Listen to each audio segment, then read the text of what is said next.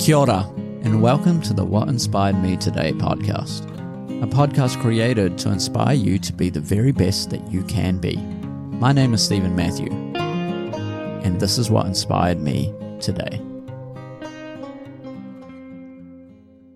Kia ora everyone, welcome back to the podcast. It is an honor and a privilege to be speaking with you today. On this week's podcast, I wanted to talk about the topic of optimism. The quote that I wanted to use is from someone very, very famous that we have all heard of, and it's from Anne Frank. Anne Frank says this: "How wonderful it is that nobody need to wait a single moment before starting to improve the world." What a wonderful sentiment, as well as an ideal that we should all aim to do. It is a reminder that we are all able and capable of changing the world around us with little actions, one step at a time. All these years later, we get to reflect back on her life and the circumstances and situations that the world went through during its most heinous and dark moment in history. But we also know that there was great hope and optimism in that young girl's life, even during all of that difficulty. And that is what I wanted to focus on today. The topic of optimism. Now, when we think about optimism, we often use the analogy of a glass. Either it is half full or half empty, depending on what perspective we look at that glass from. What we do with our own life, the way that we think, the way that we act, the way that we feel, is determined by the level of optimism that we carry. Now, optimism is a very important thing that we can use as a tool to carry us through negative experiences. However, I do want to caution not to fall into the category of toxic positivity. Now, you might be thinking, what is toxic positivity? How can positivity even be considered toxic? Let me define and characterize a couple of key differences between optimism and toxic positivity. Optimism is this hopefulness and confidence about the future or about something succeeding in the future. However, toxic positivity is maintaining a positive mindset no matter how dire or difficult a situation is. Pretending that something is good even when it is not. Notice here that there is a fine line between the two, because we can remain positive even when situations are difficult. However, when we choose to reject all difficult emotions and circumstances, when we choose to disregard and not give any credence to the situation that we're in, then that is considered toxic positivity. So we want to refrain from trying to pretend like everything is okay. This might be well known through that meme that you know, right? With the dog in a burning building saying everything is fine, when everything is clearly not fine. That is toxic positivity. What we want to cultivate in our lives is optimism. Optimism is a hopefulness and a confidence about the future, about the success of something. It is having faith, knowing that things might not be okay right now, but it is about looking forward in the future, knowing that it might turn out okay. It is knowing that circumstances are temporary. It is about not putting ownership on our own lives and trying to personalize things, but knowing that the outward expression and the outward circumstances may change, but we will carry on and see it through to the end. That is optimism. Now, there are some really great benefits to being optimistic. One of the big things is that it increases our motivation, it increases our lifespan. So there was a study done in 2019 that showed that individuals that showed more optimism in their life displayed lower risks of mortality, whether that be through things like cancer, whether that be through things like heart diseases. They lowered their risk of mortality as compared to those individuals that were not optimistic.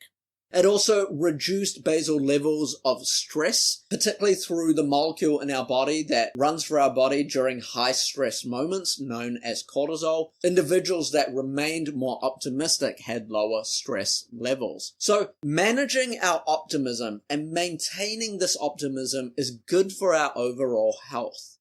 Now, one way to engage in optimism is what's known as conscious optimism, meaning that when we are aware, meaning when we are in our conscious thought, we try to maintain a level of hopefulness and confidence in that present moment in time. So, optimism is tied hand in hand with mindfulness, meaning that when I am mindful of my present moment in time, when I can engage with what I'm thinking about, what I'm feeling, the environment that I'm in, when I'm truly present and cognizant in the present moment in time, I can remain more optimistic.